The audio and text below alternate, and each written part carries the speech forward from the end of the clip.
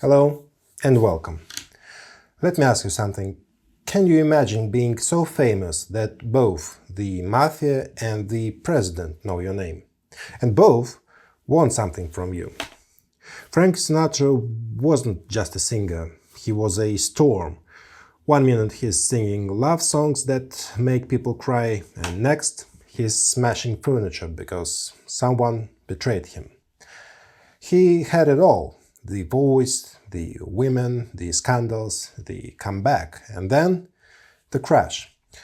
But through it all, he stayed Sinatra, the man who did it his way. This isn't just a story about music, it's about America, fame, power, love, loss, and one of the most unforgettable lives of the 20th century. So get comfortable, because I'm about to tell you the story of Frank Sinatra the way you've probably never heard it before.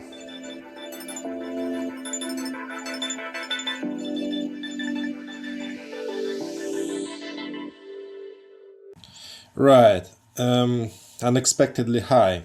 I'm just currently editing this video, Frank Sinatra video, and I've noticed one thing that would probably annoy you throughout the video. Yeah, and it's not my accent. Because I'm making those videos by myself, alone, there is a reflection of the light coming through the window, which I've noticed just now. I haven't had a chance to see it before, so yeah, the only thing I wanted to say is sorry. Unfortunately, nothing I can do with that, so yeah, just sorry. Picture this. It's the turn of the 20th century and America is the place everyone dreams of. People from all over the Europe are packing their bags and sailing across the ocean to chase a better life. They settle in communities along the East Coast. First the Irish, then Germans, and then come the Italians, arriving in waves, ready to build their dreams from scratch.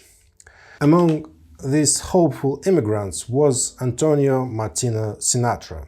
Just call him Marty. His parents came from Sicily and ended up in Hoboken, New Jersey. But life was tough, like really tough. Marty hustled every single day just to get food on the table. Boxing matches, shipyard jobs, odd handyman tasks, whatever it took to survive, he did it. Then Marty met Dolly.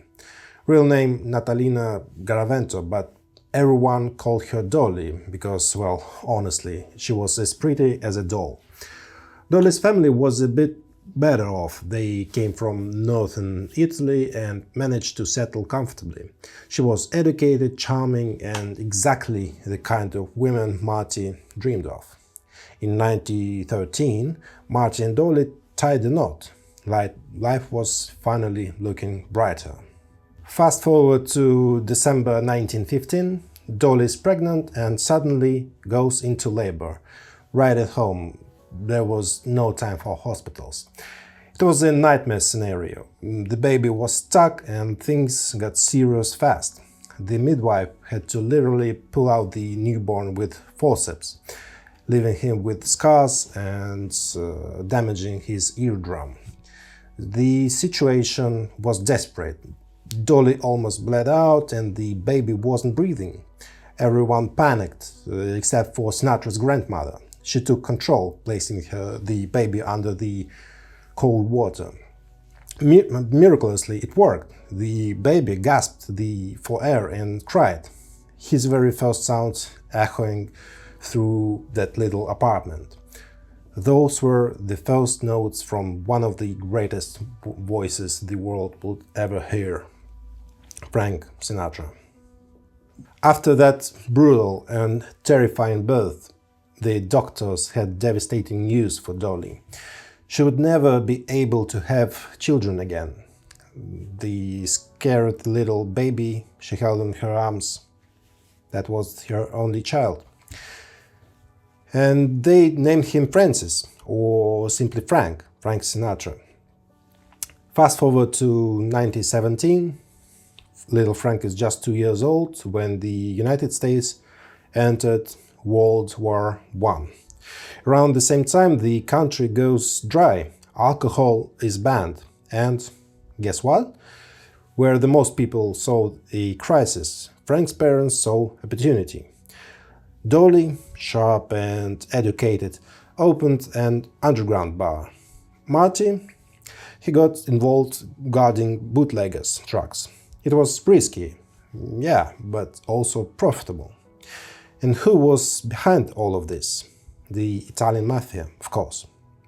By then, they weren't just running booze, they were running entire neighborhoods, rewriting the rules of the streets. But here's the thing, these guys weren't just gangsters, they had bigger ambitions. They wanted power, politics and control. During this time, Dolly made connections, big ones. She became active in Democratic Party, even made a run for mayor of Hoboken. Some say the mafia was behind that move too. And guess what? These same mobsters would come back into the picture much later, in Frank's story. But back then, he was just a kid.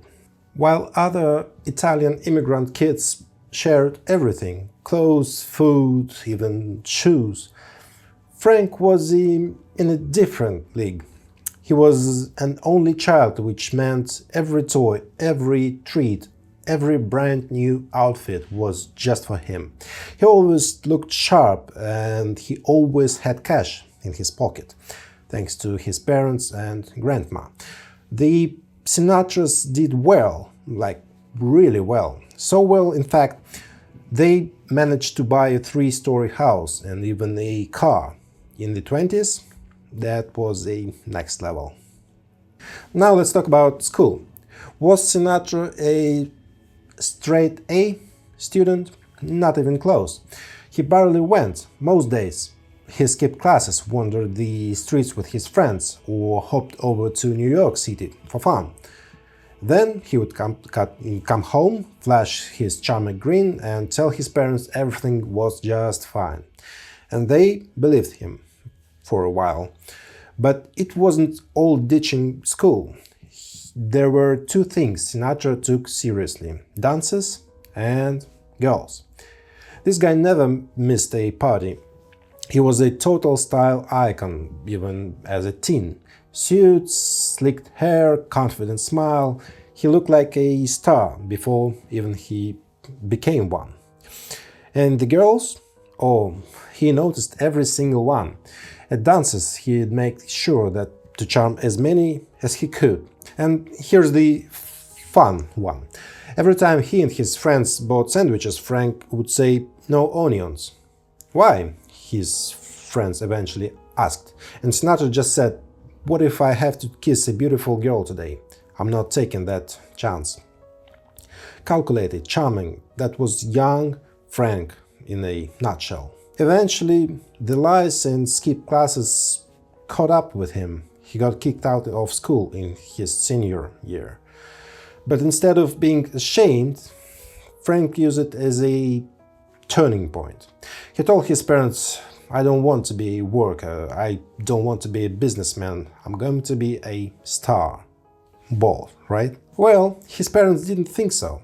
Marty was furious. He called Frank a slacker, told him to get a job and stop embarrassing the family. So Frank did what he had to.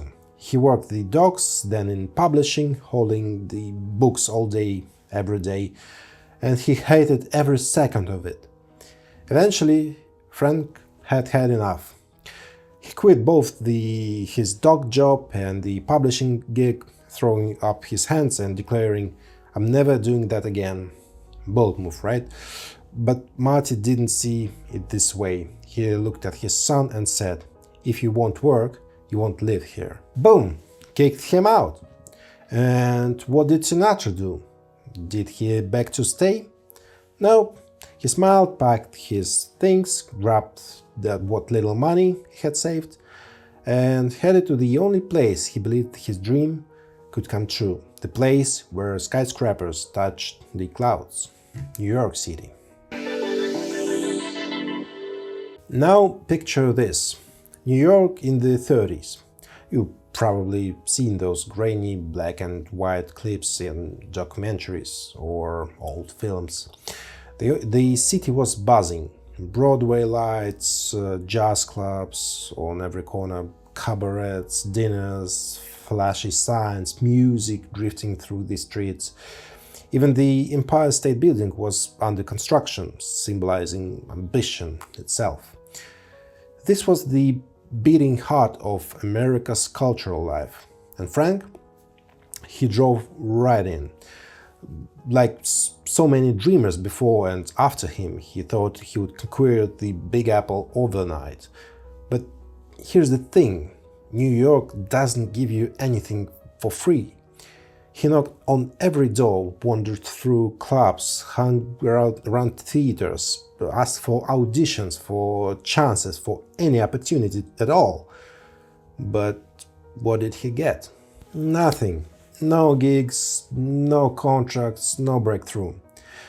His money ran dry, his energy drained, and eventually had to admit defeat. With his head low but not broken, Sinatra returned home. Seeing their only son come back crushed must have hit Marty and Dolly hard. And slowly they began to realize Frank wasn't just being lazy, he genuinely didn't want anything else but music. So they did something unexpected. They gave in. They bought him a quality microphone, no small investment at the time, and even reached to some Italian mob contacts to get Frank occasional gigs in restaurants and clubs. And just like that, Sinatra stepped into the world of music. Back then in America was a superstar vocalist, Bing Crosby. Cool, calm, effortlessly smooth. He was the gold standard, and young Sinatra idolized him. Sinatra started performing jazz and blues, mimicking Crosby's style. The cut-clean suit, the still dance in front of the mic, the focus entirely on vocals. Not flashy moves or wild outfits. That was the standard of the day. Of course, stage shows would evolve later. Think of Elvis or Michael Jackson. Back then, it was all about the voice, and Crosby had set the bar. Frank studied him, emulated him, dreamed of reaching those same heights. But he also realized something crucial.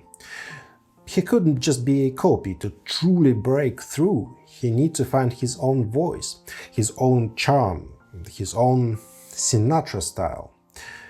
While singing in restaurants, Frank didn't stop hustling. He worked as a sports journalist for a local paper by day and, unsurprisingly, still made time for the ladies.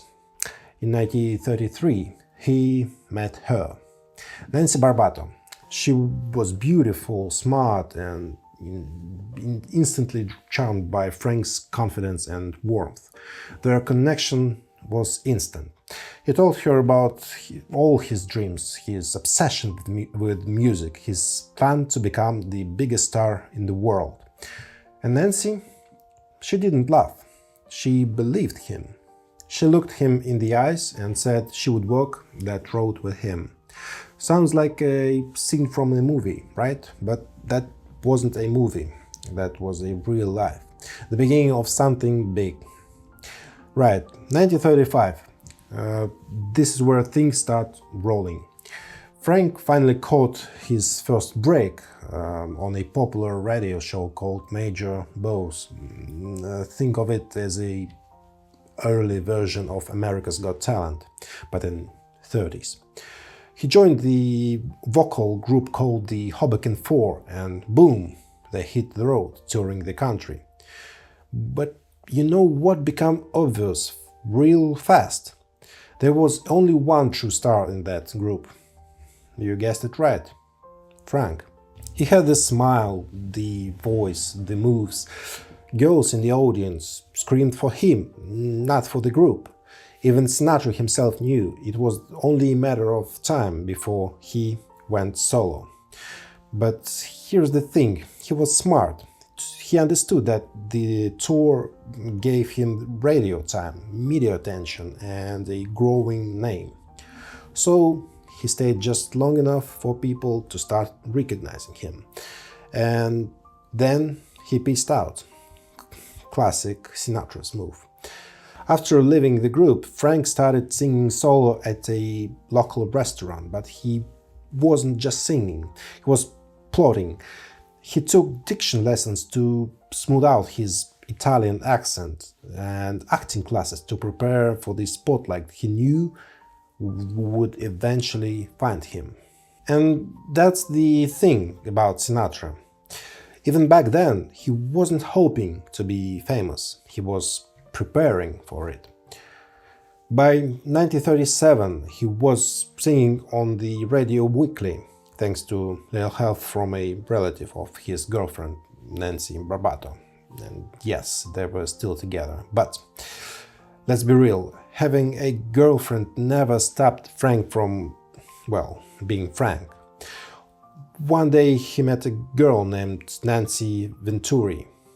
First date, boom, they ended up in bed. He was 22, she was younger, and soon after, she missed her period. Yeah, you know where this thing is going. Frank panicked. If word got out, it would ruin everything. His image, his relationship, and his shot at fame. So what did he do? He ran to church. Literally. He stood in the church and prayed. God, not now, not yet. Please just let me be free for a little while longer. And believe it or not, it worked. Nancy Venturi wasn't pregnant. Crisis averted. Sounds wild, right? But if you read Sinatra's biographies, you would see this guy had a talent for slipping out of trouble. But wait, there's more.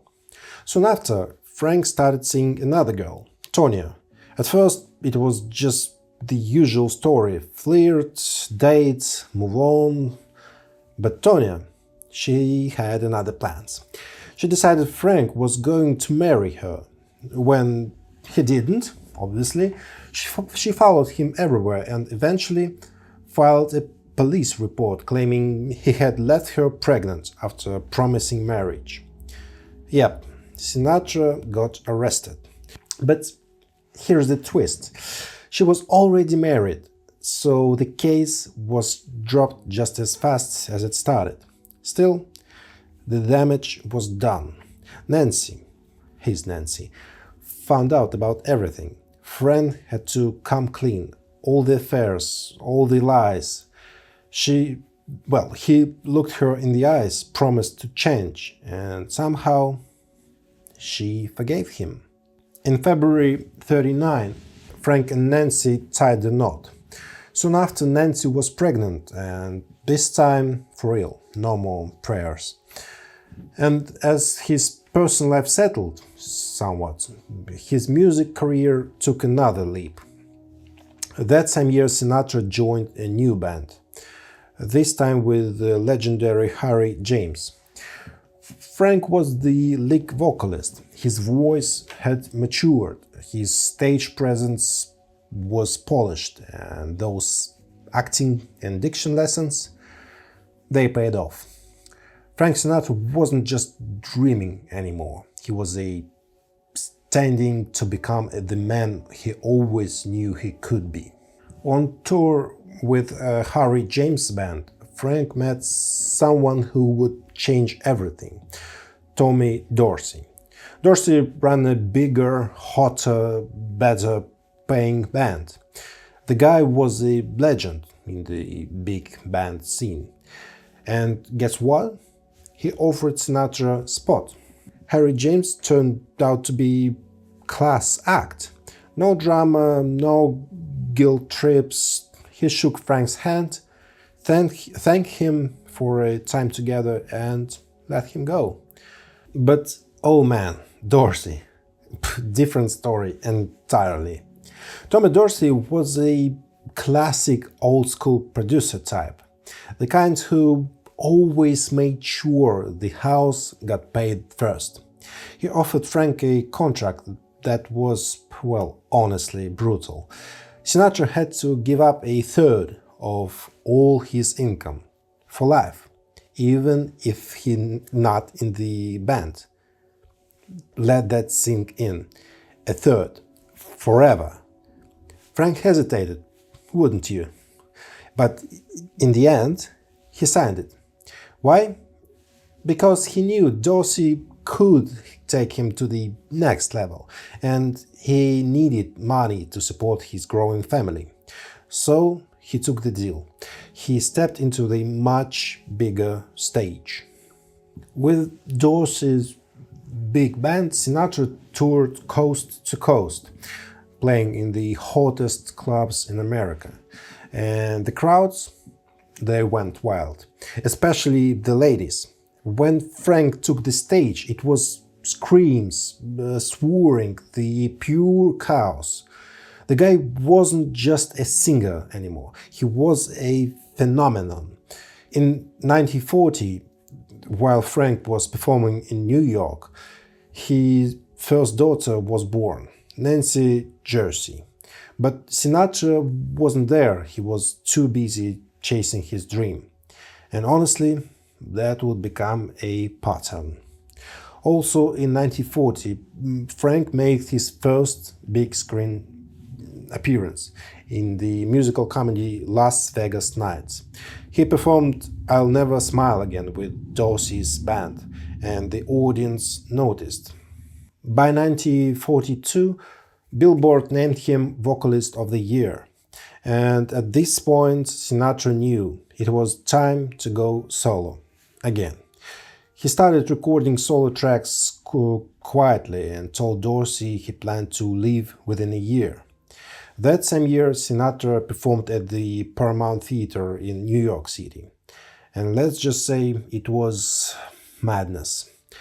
Fans, mostly young women, screamed, cried, fainted, tossed underwear on stage, and rushed the aisles. This wasn't just a concert, it was Beatlemania, but 20 years before the Beatles. Sinatra realized he couldn't handle this kind of fame alone, so he brought in George Evans, who would go on to build the entire cult of personality around Sinatra. Posters, press, fan clubs, the works. But managing Frank? Not so easy. Evans had one major problem. Sinatra loved to party. Hard. Late nights, endless fun, beautiful women. Sinatra said yes to everything. Evans constantly warned him, slow down or the next scandal will wreck you. Especially with Nancy pregnant again. But Frank was in full speed mode. His career was exploding. Movies, concerts, studio recordings. And he and Nancy had just moved into a big house in New Jersey. The Sinatra name was officially everywhere. But there was still one thing hanging over him. That brutal contract with Tommy Dorsey. Frank knew it was time to cut the cord. He had an agent now, massive fame and enough power to stand alone. Dorsey? He wasn't having it.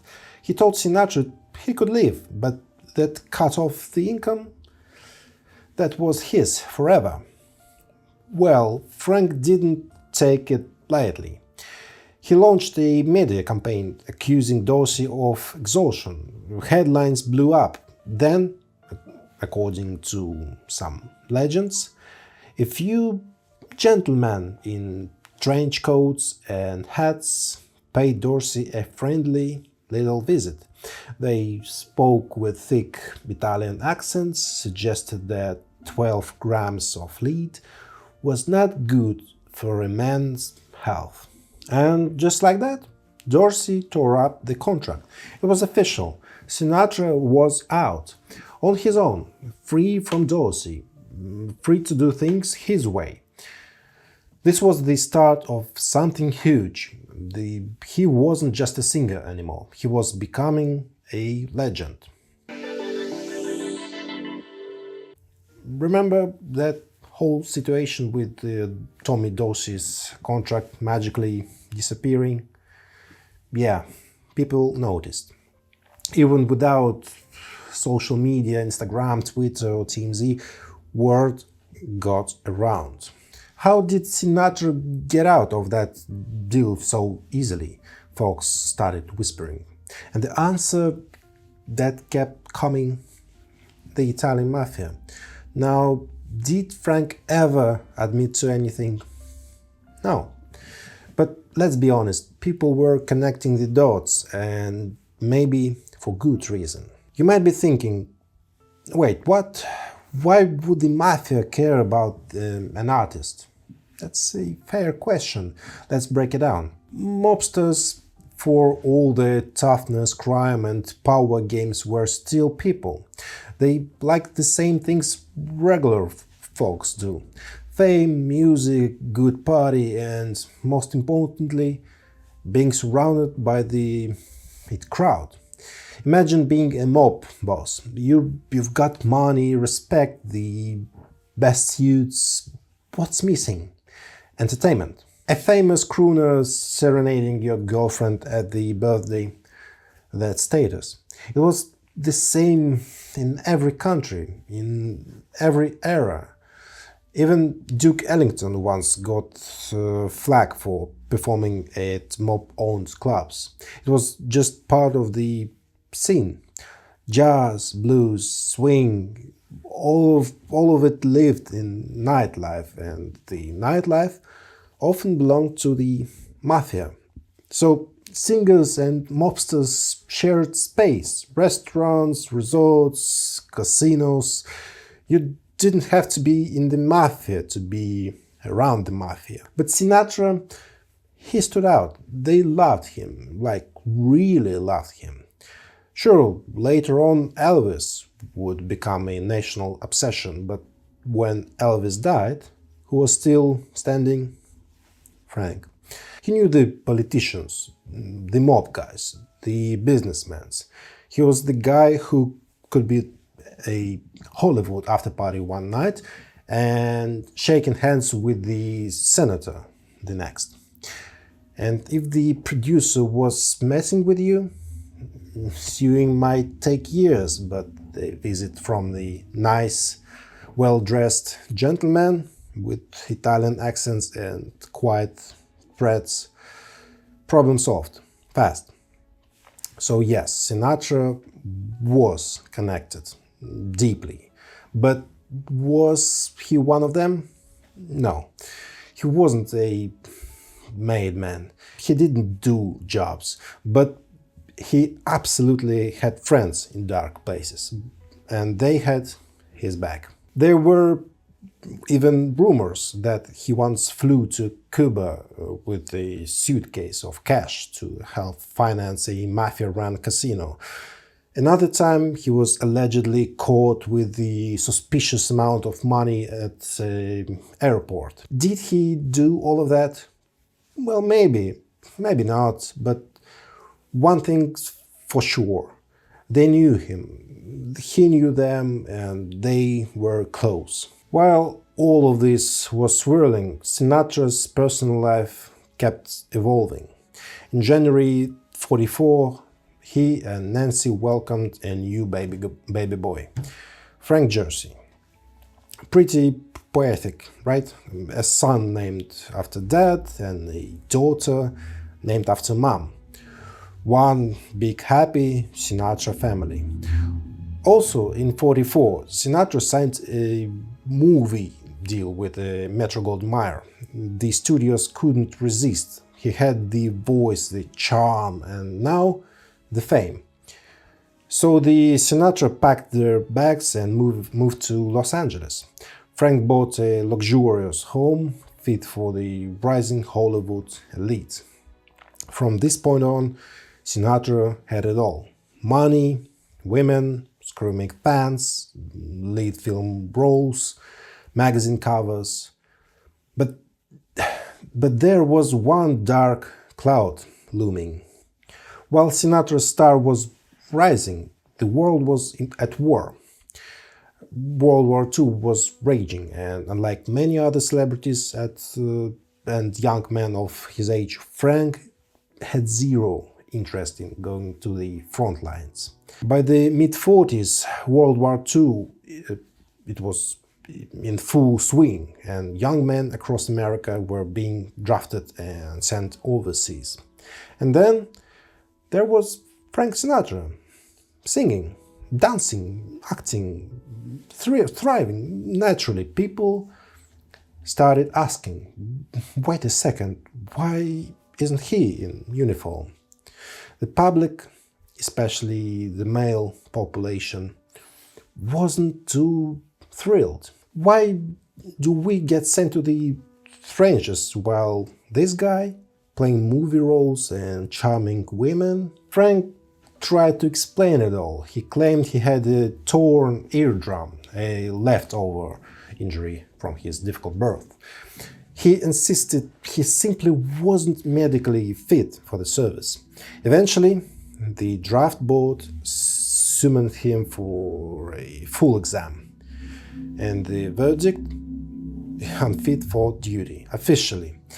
It turned out those childhood injuries saved him from the horrors of the war.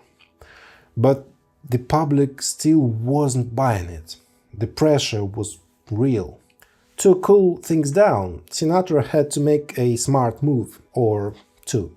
First, he kept doing what he did best, distracting the public with chart-topping songs, charming film roles, and that voice that melted half of the country. His popularity skyrocketed. In fact, a new word entered the American vocabulary: Sinatra-mania. Second, to show some patriotic spirit, Frank started touring military bases, performing for American troops, lifting morale where he could.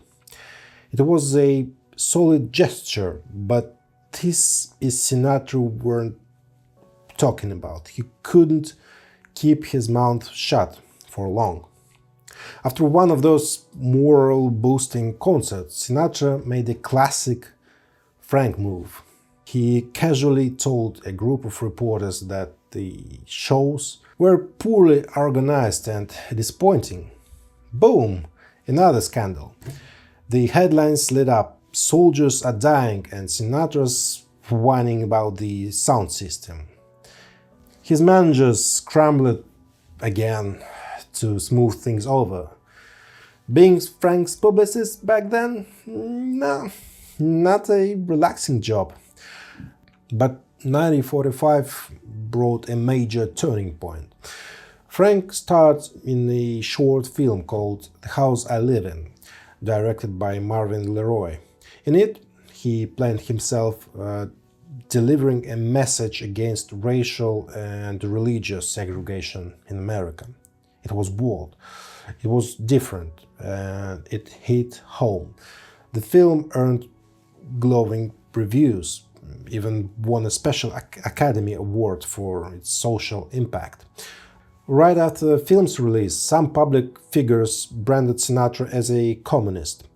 People called for his shows to be cancelled, others demanded investigations. But Frank, he was too big to cancel. By then, he wasn't just a singer, he was an institution. The noise didn't stick. And why did he care so much? Frank once said that growing up he was bullied and mocked for being Italian American. He never forgot how that felt. That's why the house I live in wasn't just a brawl, it was personal.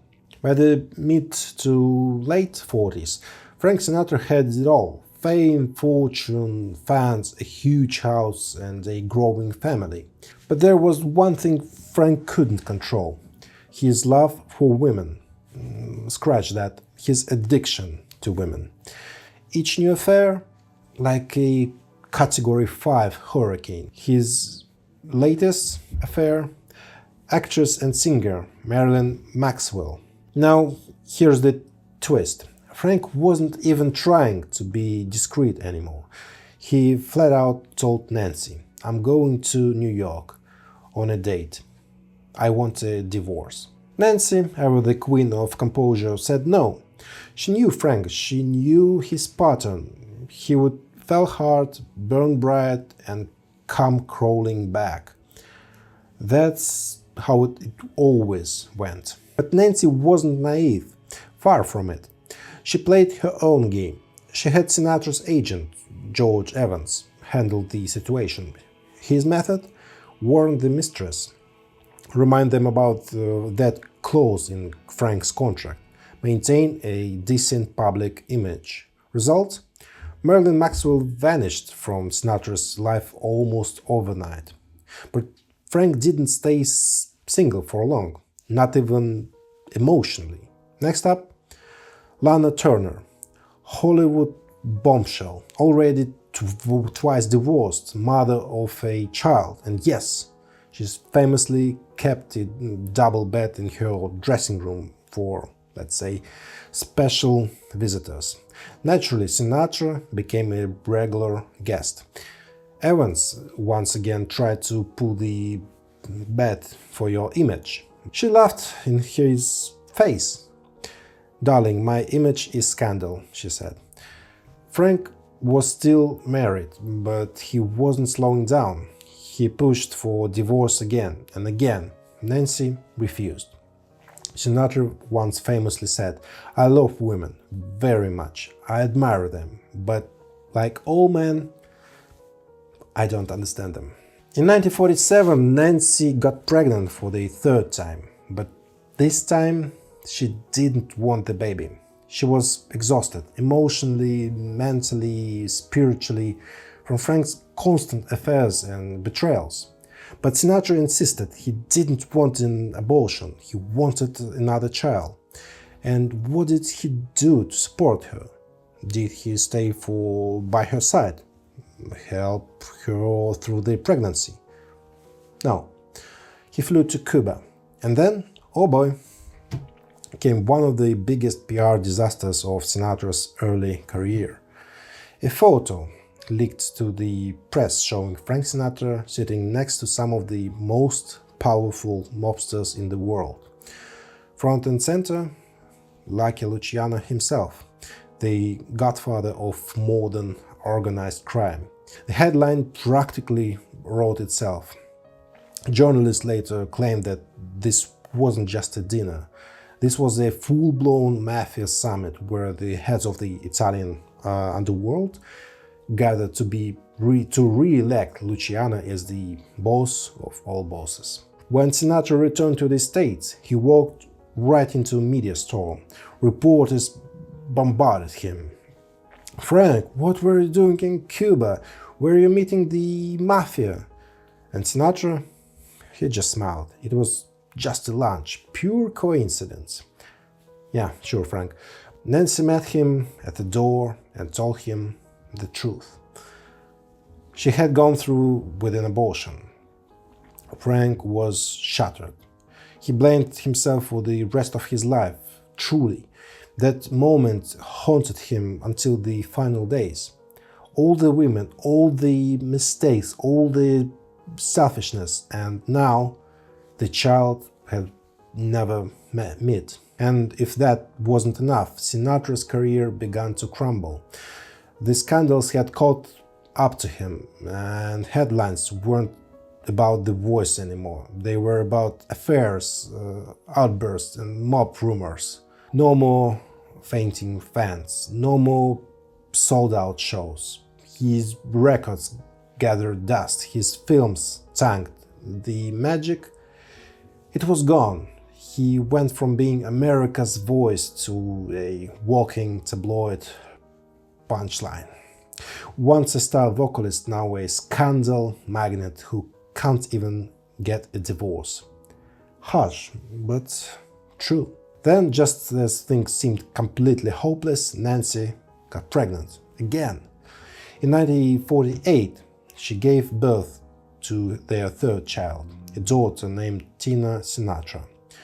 But within a year, Sinatra was gone. Again. This time it wasn't just another fling. Her name was Ava Gardner, a Hollywood goddess, a global sex symbol, 2 failed marriages behind her, the face of an era, the kind of woman whose name turned heads in every room. His team, his friends, even the agent, George Evans, begged him to end it, but Frank didn't listen. He was obsessed, possessed, so obsessed that he did something unthinkable. He fired George Evans, the man who helped build his entire career. Evans was devastated. Shaken by the betrayal, his health rapidly declined. In his final hours, he tried to call Sinatra one last time to warn him. He wanted to say, Ava Gardner isn't who you think she is. She's brilliant, calculating, she'll destroy you. But Sinatra never answered. Evans died of a heart attack. And Frank? He was too deep in Ava's spell to even notice. Ava, meanwhile, was fully aware of her power. She wasn't content being a mistress. She wanted Frank for herself, entirely. Sinatra kept begging Nancy for a divorce, again and again, and every time she said no. Until finally Nancy snapped. She went to the press and unleashed everything. I'm tired of the cheating, the humiliation, the disrespect. The interview hit like a bomb. America railed around her. Public opinion flipped. Ava Gardner, once adored, became the villain. And Frank? He was a homewrecker. By 1950, Frank Sinatra's world was falling apart. He had lost his film contract, fired his entire team, and was surrounded by scandals. Once hailed as America's golden voice, Sinatra was now the butt of jokes, a relic of another era, forgotten, mocked. And Frank, he felt it all, but he wasn't ready to give up. In March 1950, he landed a gig at New York's iconic Copacabana Club. It felt like a shot at redemption. Backstage, he told himself, "It's just a rough patch. The crowd still loves me. I'll remind them who I am." He stepped onto the stage and the audience barely looked up. He tried to charm them, talk to them, connect. Nothing. He started singing his bread and butter, but the reaction was weak, polite at best. The next morning, the newspapers were brutal. Sinatra lost it. The voice is gone. The crowd doesn't care. As if public humiliation wasn't enough, Sinatra's voice began to fail. At first, it was subtle, the reduced range, rougher notes, but it got worse. And then, in April 1950, during a live performance, he went for a high note, and blood gushed from his mouth. Doctors ordered an immediate break, no singing, no performing, total vocal rest. For the first time, Sinatra was forced to go silent, literally.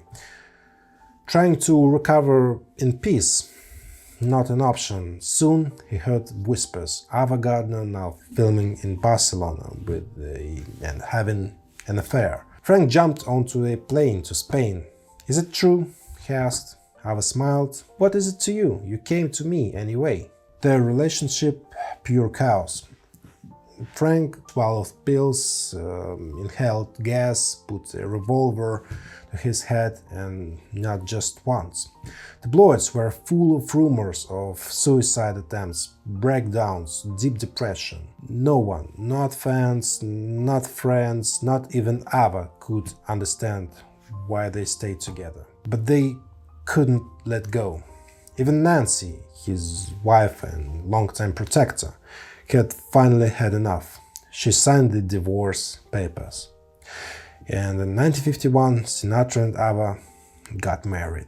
But instead of happiness, this marriage brought more instability. They were like fire and petrol.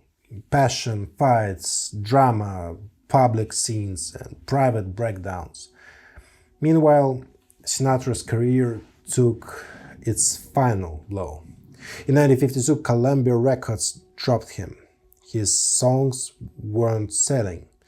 Radio stations stopped playing him. Studios wouldn't take his calls. Even nightclubs turned him away. Imagine that, Frank Sinatra, unbookable. And then, when everything seemed lost, Sinatra picked up a novel, From Here to Eternity, by James Jones. It told the story of the US soldiers before the attack on Pearl Harbor. A gritty, emotional, powerful read. But what caught Frank's attention was a character, Angela Maggio. Rough, honest, vulnerable. Sinatra read that role and knew, that's me, I have to play him. It became a full-blown obsession. In a world where no one believed in him anymore, not even himself, this role might just be the lifeline he needed. He became obsessed with the role of Angela Maggio, a raw, troubled soldier who felt painfully close to Frank's own life. He saw himself in the character. He wrote letters, pulled strings, begged producers at Columbia Pictures to give him a chance. But they didn't want him. Frank was Hollywood's problem child. But he didn't stop. He kept sending letters, calling studios, signing his name not as Frank Sinatra but as Maggio. He was telling the world, I'm this man. Behind Frank's back, Ava Gardner, in this very woman tearing his heart apart, made her own move. She went to the studio, pleaded with producers not to dismiss him. And while Frank waited for a decision, he flew to Africa, where Ava was shooting her next film. He acted like her assistant, bringing her drinks, ice cream, reading to her in downtime. It was almost sweet. Then came the shock. Ava was pregnant. Frank was thrilled. He begged her to come back to the US with him, but Ava said no. Contract forbade her from having children while filming. A pregnancy would ruin everything. And while Frank flew back to Hollywood to audition for Maggio, Ava had an abortion. Her career came first, and Frank, he was gutted, heartbroken again. He didn't get the child. But he did get the part. Filming the From Here to Eternity began in spring 1953. Frank poured everything into the role. Pain, exhaustion, pride, rage, heartbreak. It was personal. At the same time, he signed a one-year deal with Capitol Records, but on brutal terms. No advance, no PR budget, no support, only royalties. But Frank took it. It was all he had. From Here to Eternity hit theaters in 1954 and it exploded. 13 Oscar nominations. The film swept through the Academy Awards. One by one, it collected statues. And then the Oscar for Best Supporting Actor goes to Frank Sinatra. Sinatra walked to the stage stunned, tears in his eyes. It was more than just a trophy, it was a comeback. The very next day, Verity printed in a bold, Sinatra's comeback, victorious. He was back, bigger than ever. New movies, massive contracts, crowds screaming again, and most importantly, America forgave him. He reinvented himself completely. Leaner, sharper, cooler. That's when the look was born. Hat, tie, unmistakable silhouette that would become pure Sinatra. And in the studio, Frank became a perfectionist. He handpicked every song, musician, album cover. Every track had to flow. Every visual had to match. It wasn't just music anymore. It was a Sinatra experience. After hitting rock bottom, he didn't just climb back. He rebuilt himself, brick by brick, note by note. Forget the old Sinatra, the playboy, the scandal magnate, the man with glass in one hand and the cigarette in the other. By the mid-50s, Frank had changed. No more endless parties. Now, he was spending nights on end in the studio, breathing down the necks of arrangers, obsessing over every note. Sinatra hated modern recording methods. No vocal booths, no headphones, no layering tracks. I want to feel the orchestra. I want to be there with the sound, with the people. He demanded everything be recorded live in a massive orchestral room. It was expensive, complicated, and totally untrendy. Producers were baffled, some even quit. Why make it hard? Go in the booth, sing, done. But Frank refused. Among all the arrangers, one man got it, Nelson Riddle. And he didn't try to change Sinatra, he embraced him. They worked tirelessly, side by side, and together created magic. Over 300 songs, including iconic albums like Strangers in the Night, Frank Sinatra Sings for Only the Lonely, and In the Wee Small Hours. This partnership didn't just win Grammys, it redefined Sinatra's sound and put him back at the top of the charts. In the 50s, the Korean War was raging. Celebrities were expected to take sides. Sinatra stayed silent. He refused to issue a public statement and got called to the Pentagon questioning. They accused him of communist sympathies, and he was even banned from performing for the military. And Frank's response? I told those agents to go to hell. What truly made headlines? Ava Gardner. While Frank was back in the US, Ava flew to Spain and started a very public affair with legendary bullfighter. Sinatra read about it in papers and, heartbroken, he flew straight to Spain. They met at a restaurant. Frank tried to win her back, but Ava, he just stood up mid-conversation and walked away. She became the only woman to ever leave Frank Sinatra, and people say that moment changed him forever. Soon after, Frank recorded what many consider his deepest, rawest album, In the Wee Small Hours. It wasn't just music, it was therapy, it was heartbreak pressed to vinyl. It became an anthem to loneliness, sorrow. Critics didn't just praise it, they respected it. They said, this is the work of the man reborn. Sinatra explained it simply. When I sing, the song penetrates the soul of every listener. I think it happens because these songs are in my soul too. I can't help it. If I sing a sad song about Lost Love, My Own Soul Ashes. By the mid-50s, Las Vegas had become the American capital of sin, gambling, booze, and endless entertainment. And right in the middle of it, Frank Sinatra. He wasn't just performing there, he ruled the strip. Night after night, he packed out shows with the crew that would become legendary, the Rat Pack. It all started with Frank and few close friends, actor Humphrey Bogart, comedian Sammy Davis Jersey, and crooner Dean Martin. They sang, they danced, they drank, they roasted each other on stage, and it was unpredictable, electric, and iconic. Vegas had never seen anything like them. But in 1957, tragedy struck. Humphrey Bogart died of cancer, and the Rat Pack was shaken. Sinatra, devastated, went into a deep depression. But life, as always, took a turn.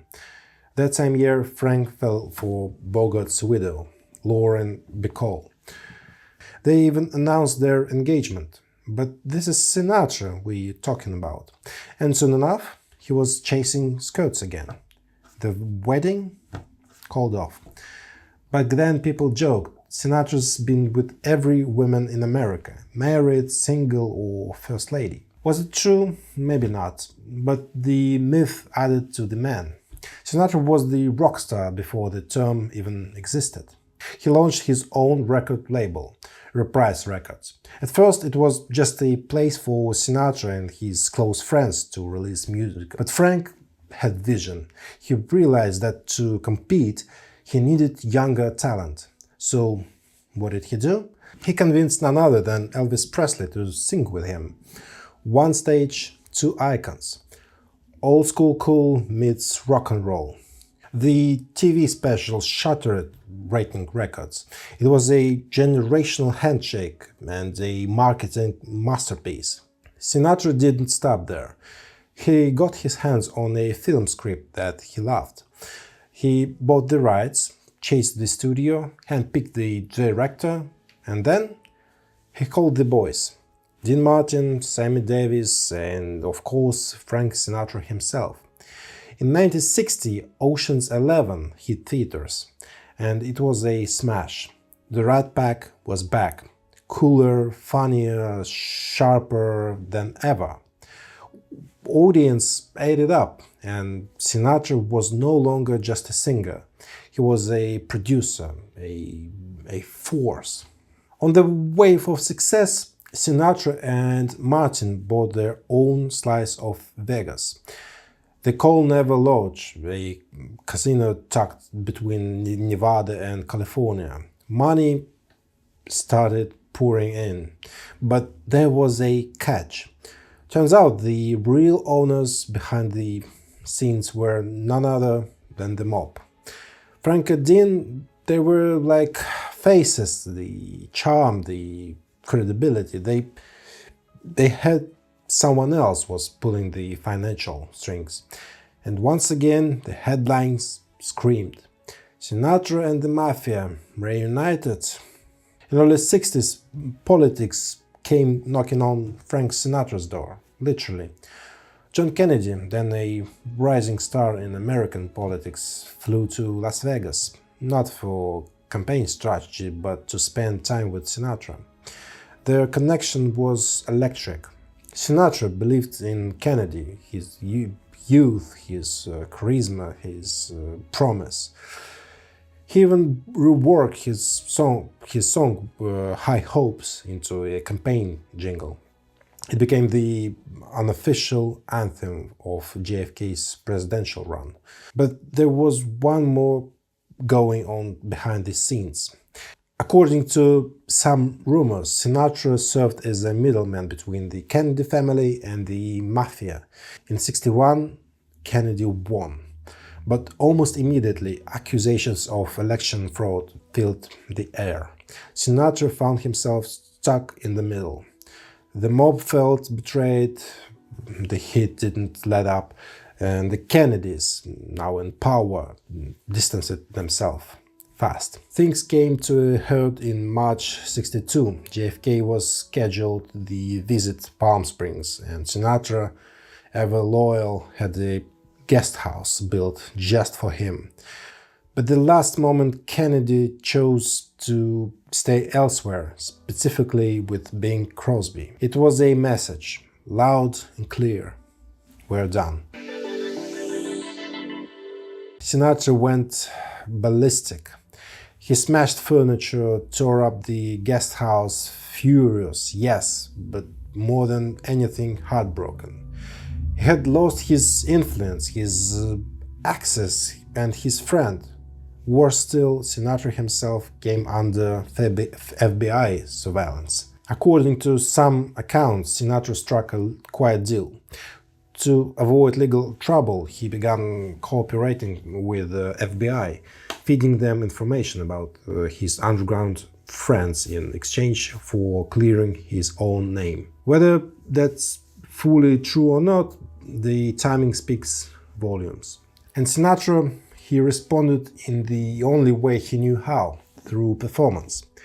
He gave a high-profile concert for black inmates near Washington, D.C. and made sure the publicity snubbed the White House. It was a shot back at the man who had turned his back on him. But everything stopped on November 22, 1963. John Kennedy was assassinated in Dallas. The entire country went into mourning. So did Frank. He locked himself in his Palm Springs house, the one with the guest house Kennedy never used, and didn't come out for 3 days. No music, no press, just grief and regret. We were stupid, he repeatedly said. Now we'll never meet again, not by the sea, not at the White House. After Kennedy's death, something shifted in Sinatra. He pulled back from the spotlight and threw himself into charity and business.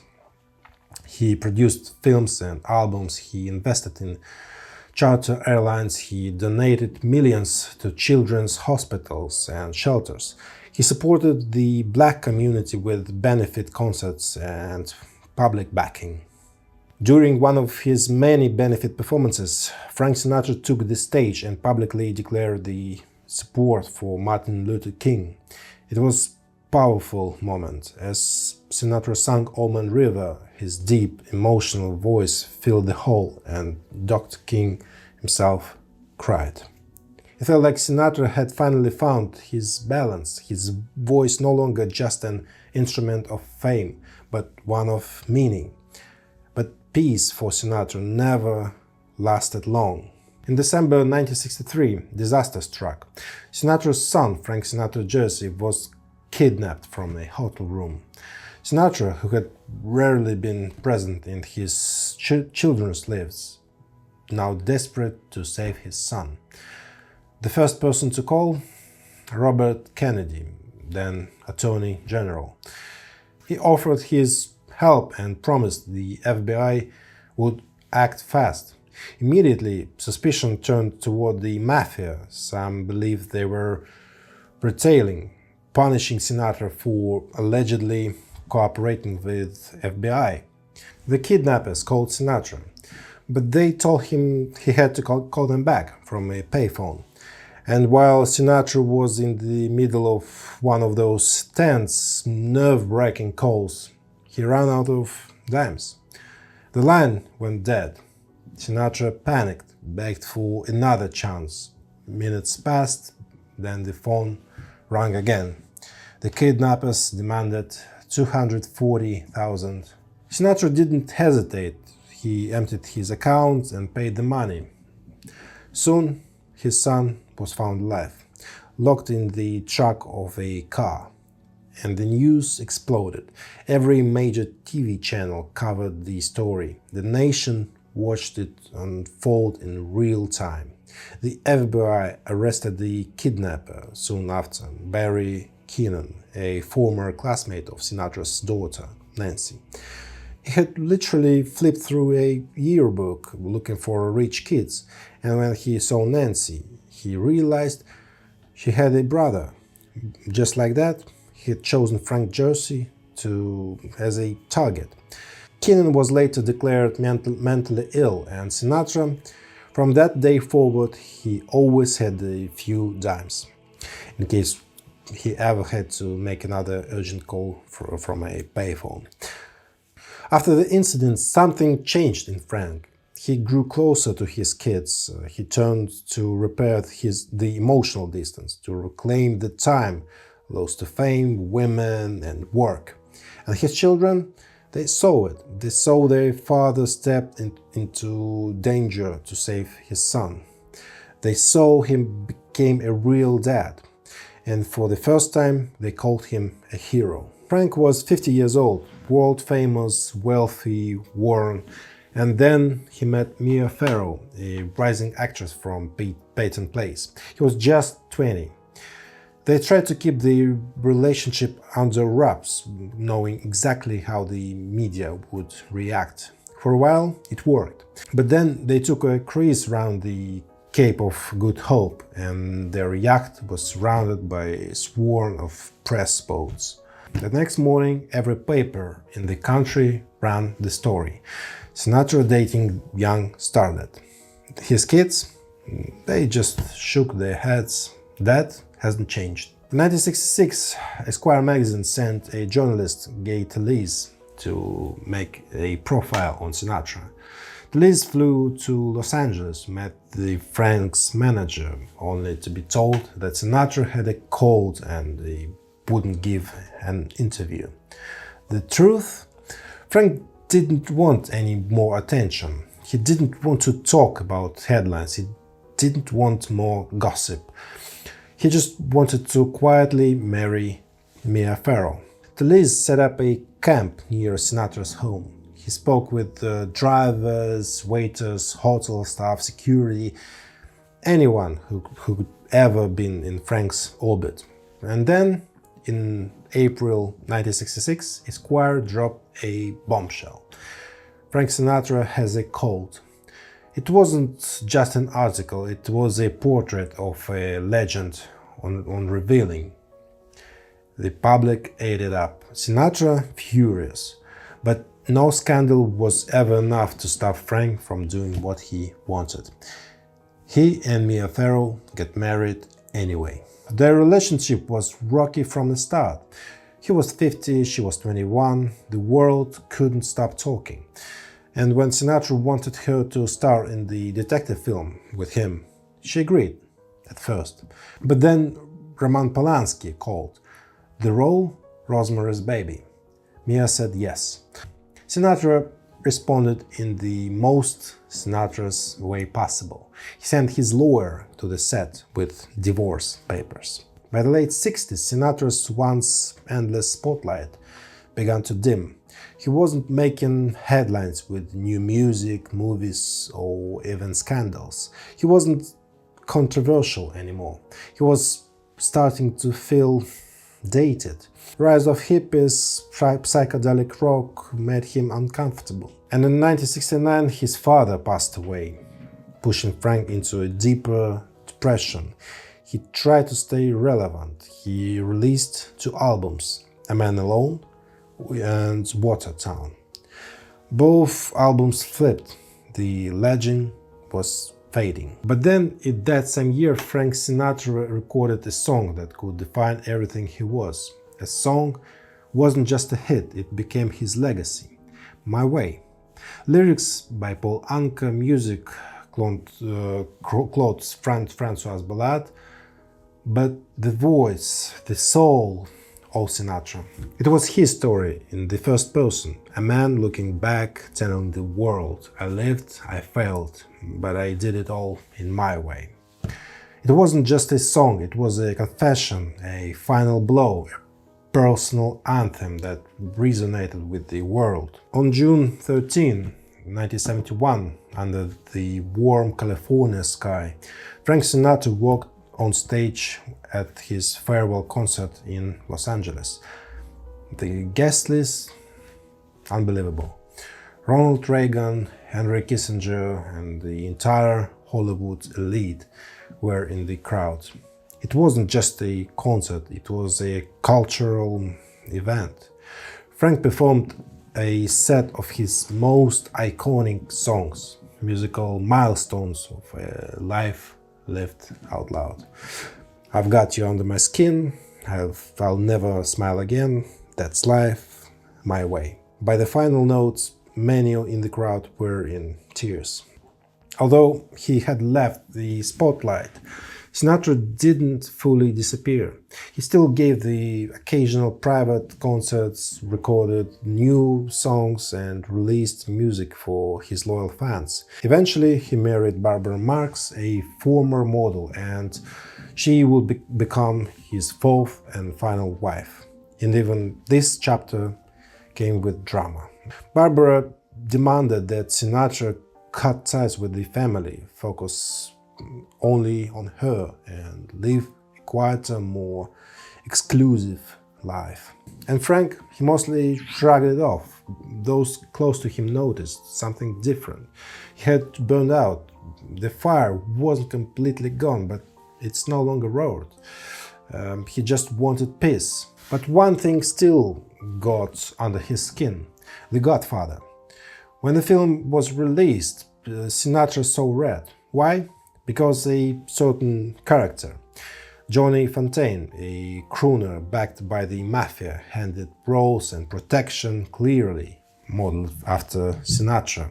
"I'll destroy them," he said, referring to Mario Puzo and Francis Ford Coppola. And it wasn't just words. The real mafia, feeling disrespected by the film, also got into this, backing Sinatra. Hollywood scrambled. Publicists, studio heads, even lawyers tried to calm the storm. Eventually, Frank was convinced it wasn't about him. The heat faded, and when The Godfather went on to win 3 Oscars, the world moved on. In 1978, Frank recorded what would become his second most iconic song, New York, New York. It wasn't just a tribute, it was a love letter to the city that made him. To this day, it's played every New Year's Eve in Times Square. But time, as always, catches up. Frank's voice, once a force of nature, grew tired. He sang less, traveled less, and in 1995 he gave his last concert. The 90s were the hardest years, not because he was irrelevant, but because one by one he began losing the people he loved. The stage got quieter, the applause became memories. By the mid-90s, Sinatra was surrounded by silence and loss. His parents were long gone, his great love, Ava Gardner, had passed. Sammy Davis, his brother in rhythm and stage, was gone. In 1995, his closest friend, Dean Martin, died.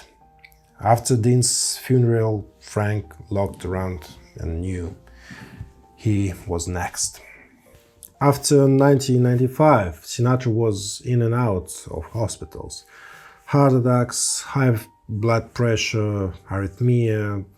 He hated the attention. He asked ambulances to drive without sirens, registered at hospitals under fake names. It wasn't just about privacy, it was about pride. He, the man who once filled stadiums, now struggled to walk. Then came the final call. At 82 years old, Sinatra suffered another heart attack. He was rushed to a hospital in Los Angeles. Doctors tried. They stabilized him, but it didn't last. He was moved to intensive care. His wife, Barbara, was allowed in. Frank could barely breathe. She held his hand, she cried, she begged him not to leave, and Frank simply said, "I think I'm losing." That night, his heart stopped. Frank Sinatra, the voice, the force, the era, was gone. Frank Sinatra was laid to rest at Desert Memorial Park beside his parents. The funeral was intimate, but no less legendary. Among the visitors, Sophie Loren, Liza Minnelli, Nancy Reagan, and other stars from every corner of American culture. A small handful of dimes was placed in his coffin, a callback to the darkest chapter of his life. To this day, fans leave dimes on his grave, a quiet tribute to the man who gave voice to love, loss, and everything in between. His headstone reads simply, "The best is yet to come." Even now, decades later, Frank Sinatra's music lives everywhere. After his death, Universal Music Group released previously unheard songs and reissued his classic albums. They sold millions copies. Magazines still run headlines like "How Sinatra Shaped Modern Music." A generation of artists from jazz to pop icons borrow from his image, his sound, his soul. His children continued the legacy. Frank Sinatra, Jersey, became a respected conductor. Nancy Sinatra, "These boots are made for walking," found a second life on a TikTok. And his first love, Nancy Barbato, the woman who saw it all begin, lived to be 101 years old, passing peacefully in 2018. Frank Sinatra remains a thread woven through the fabric of culture itself. Through every vinyl crackle, radio broadcast, and quiet night alone with a song, he's still there.